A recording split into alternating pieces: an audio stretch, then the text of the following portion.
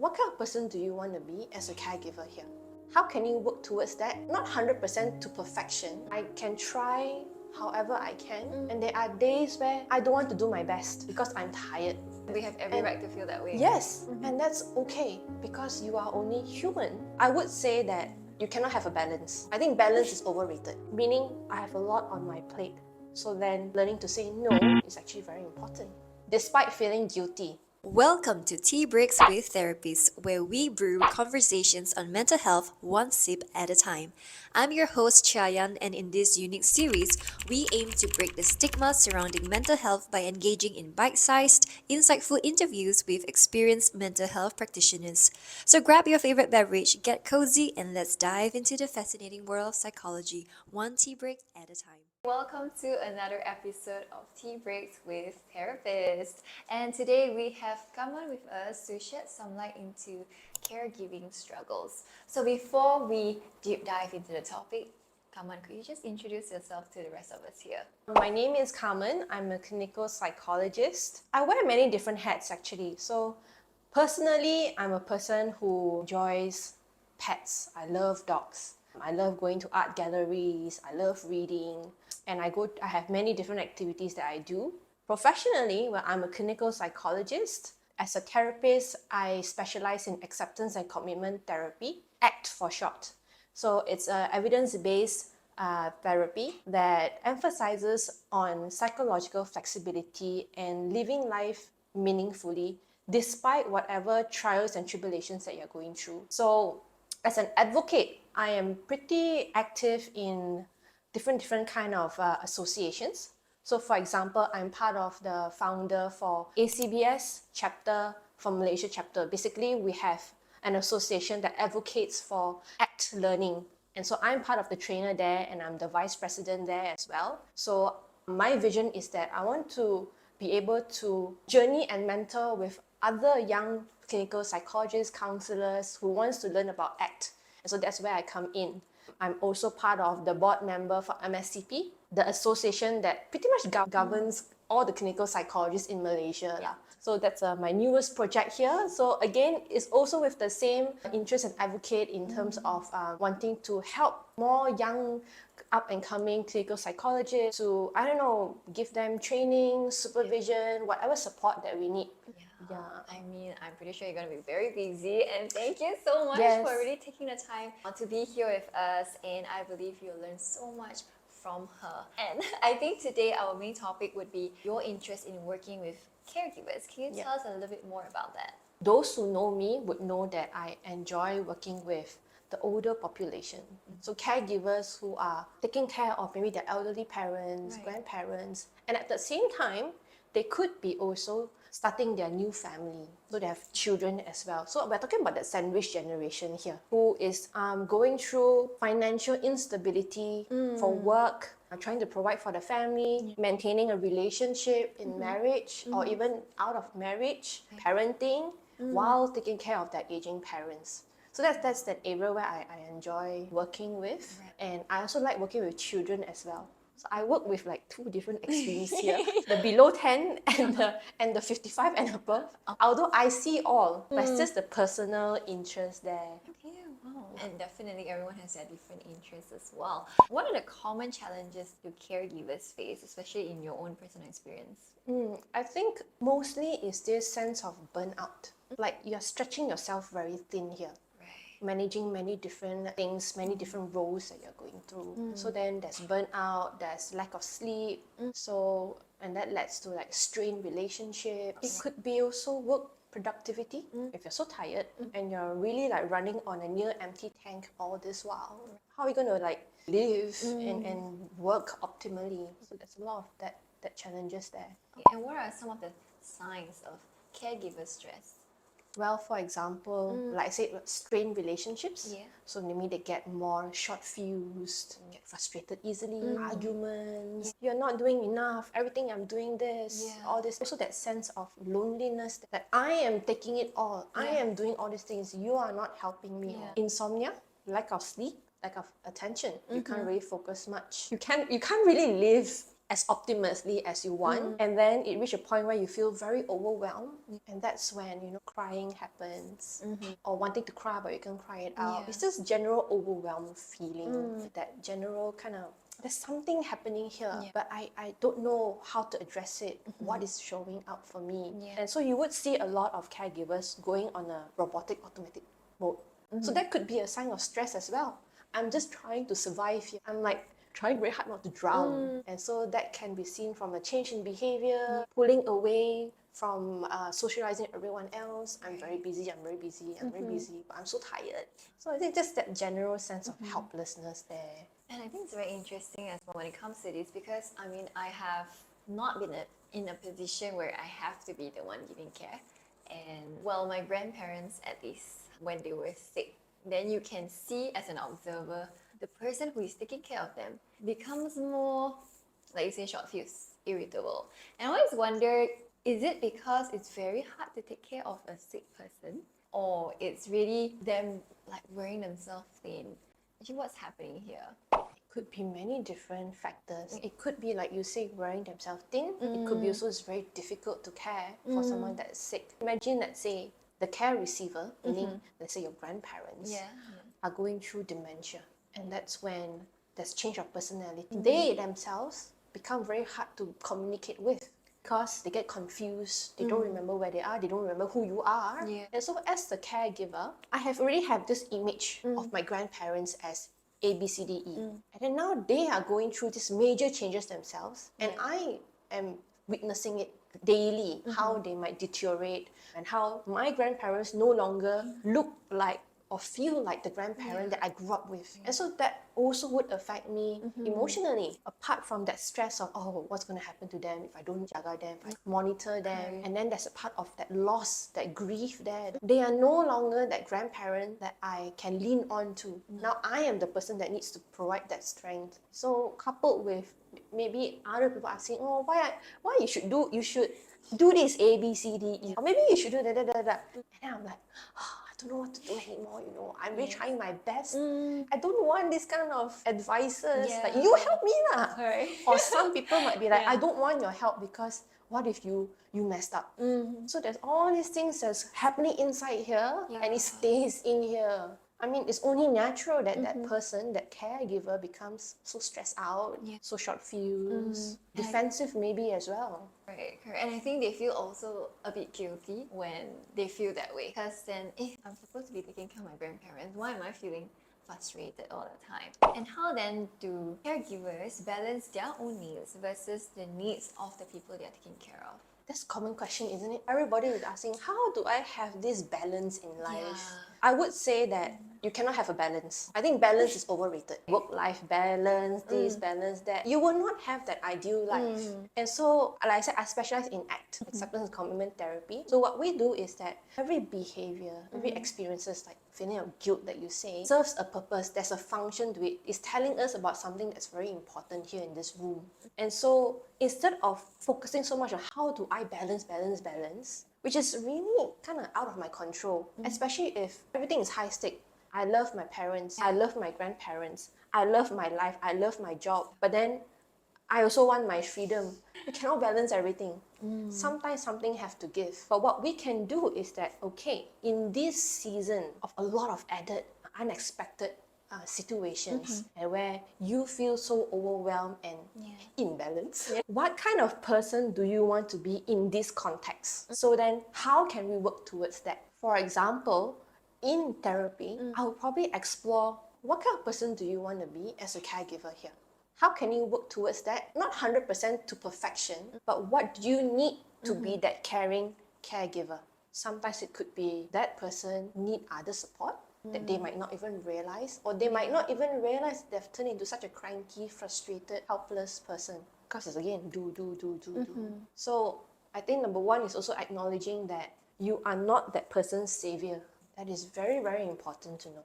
And to acknowledge that I can try however I can, and there are days where I don't want to do my best because I'm tired. We have every right to feel that way. Yes, and that's okay because you are only human. That's why you can't save that person. So if we can acknowledge that we will not have that balance, but we can, despite not having that balance, we can still have little pockets of time to also see to our needs. Maybe not 100%, maybe not like how we envision it to be, but something is better than nothing. So let's start small from there. So what I'm hearing is really acknowledging that emotional experiences. Yeah. What other ways, practical ways that we can take if I'm a caregiver? And say I come into your therapy now, I'm very stressed. How would you help me to navigate? There's no one answer Of fits course. all. I think it's very much still number one, acknowledging that you will not have it all together. Acknowledging that you are feeling this way, that guilt, that hurt, frustration, confusion, even that need of I need to hold it together so that everything will fall into place. So in the therapy room, I would tell my client that, look, in this relationship here that we have, you are not expected to care for me. Right. You are not expected to please me. This is you for yourself, your session. So Right. I am here to facilitate that for you in whatever that you need. It could be you need to ugly cry. For once in your life, you just want to have that space to just break down and cry. And how many of us, juggling all these many things in life, have that privilege to cry uninterrupted? Imagine you have a kid and you're in the toilet, you're crying halfway and the kid just banging on the door. Mommy, where are you? You have to like suck it all up in. I need to be okay. So that is one of them. Yes, I can say let's do mindfulness, let's do deep breathing, or even that cliche of let's think positive. But really, it really depends on what the client needs at that point. So what I would do with my clients is actually teaching them, journeying with them to facilitate a different perspective of themselves. Let's say clients come in, I am a caregiver. It could be their entire identity is on caregiving. I spend all my time, my life, my effort on giving for that person, many persons. And so then who is taking care of yourself? How is your relationship with yourself? What kind of evaluation are you putting on yourself as well? Yeah. So then I would facilitate inviting kindness and self-compassion to that person. Because admit it, we show care and we give love far easier towards others than to ourselves. Yeah. And as caregiver, it's second nature to see to the needs of others, even at the expense of my own needs. And so then in the therapy room, I want to see to your needs. And so I try to create as safe a space as I can so that the clients can show up emotionally, physically, mentally in this safe space.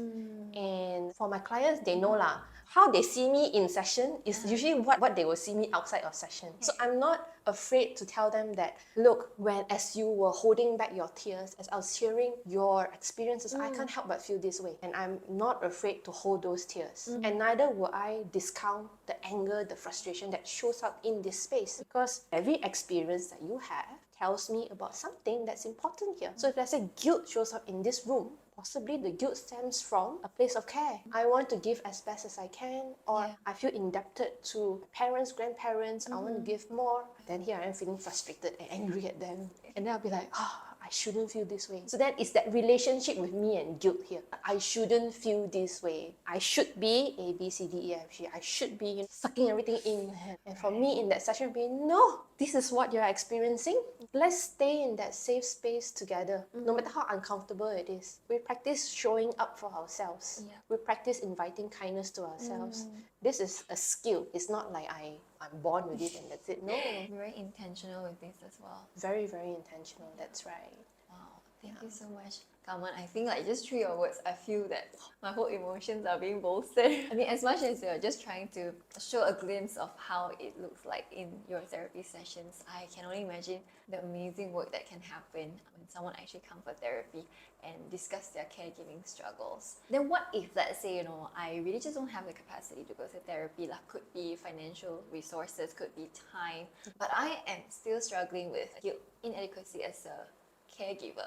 How do I manage those feelings? You can start off with acknowledging that experience. A lot of us will try to brush off. If I think more about it, if I break down and cry, therefore I will not be able to function. I think that is always the thought that everyone has. Emotions get in the way. Emotions gets in the way. But the more you push the emotions away, you're putting so much effort and energy to push that away, then when you got no more energy, what happens? It bounces back even more. Sometimes, really, if you need a good cry, please find a space to do that. You can get a friend, somebody that is close to sit in that space with you. You need a good shout. You are frustrated. Acknowledge that. Start drawing boundaries as well. Meaning, I have a lot on my plate. So then learning to say no is actually very important. Despite feeling guilty. And yes, people might say, wow, this is so selfish of you. You cannot this. Well, what to do? If I don't say no, if I don't draw boundaries, whatever responsibility that I have now, I will not be able to show up. You can't pour from an empty cup at the end of the day. Exactly. Sometimes we do need to learn where is our capacity. And when you recognize where your capacity is, and you learn how to give energy back to yourself, you learn how to care for yourself with that capacity, and it could be as simple as getting a proper sleep, the actual proper sleep, instead of running on 2-3 hours of sleep and less, and you're just working the whole day. So then giving yourself that time to sleep might mean that I cannot do socializing, I cannot do date night stuff. And when you're able to care for yourself in that way, naturally your capacity will also increase. So then when your capacity increase, you can take up more responsibility. But it's very counterintuitive, isn't it? I'm asking you to rest when you don't have enough time for yourself. Right. I'm so busy, I don't have enough time, got no time for this, I have no time for that. And I'm trying to say, make time, even if it's 3 minutes, 5 minutes during your shower time, if that's the only time you can cry, do it. And that would slowly give you that space. It takes a village to care for somebody. You cannot care for somebody on your own. Therefore, you need to learn to receive and accept help, external help. It could be help to care for the care receivers. It could be help to care for yourself. So I think that's very, very important here. Understanding that therapy is a privilege, but we have our community with us. Make use of that community. Stay in contact so that you have your own social support system. And that would help you a long way to navigate through this very, very difficult period of your time. I was just really trying to process, and I am having a lot of flashbacks of things that are happening on my own as well. Being part of like caregiving, the struggles, the guilt. Really, it's very hard, especially to say no to people that you love and care about. Because at the end of the day, you just want to push yourself to the edge. But just as we wouldn't allow our phone battery to deplete and be need to dead, recharge. we need to recharge as well. Yeah. And if you can't recharge yourself, you can borrow someone's power bank, and that is another community as well. Just drawing whatever support that you can have around you as well. So thank you so much, Kah Mun, for your time really, and sharing your experiences. While we draw to a close, could you just share with us any takeaways or any insights that you'd like to leave us with that perhaps I have not discussed? I would say that when things get overwhelmed, imagine that you're at the bottom of a staircase. The staircase is very high up, and you're at the bottom looking there. That's so high. How am I going to get up to the top? And you get so overwhelmed by it. Then let's focus on the first step that you're taking. Let's do it one step at a time. If at any point you have this thought, I'm not that bad, I don't need to see a therapist, for those who can't afford therapy. So I'm going to leave you with this analogy that my mentor shared in his Facebook page. You know Professor Alvin? Yes. So he's like our sifu now. So he said that imagine if you have a toothache and you need to see a dentist. And if you leave it to, not that bad yet, I'll see the dentist later, what's going to happen? Your toothache is going to get worse, and we don't know what are the underlying issues that happen. And then the longer you wait, the more in pain you become, the more it affects your day-to-day life. Even to the point of eating also cannot eat. Then when you reach so bad, then only you see a dentist, then the dentist will go, wow, why now only you see me?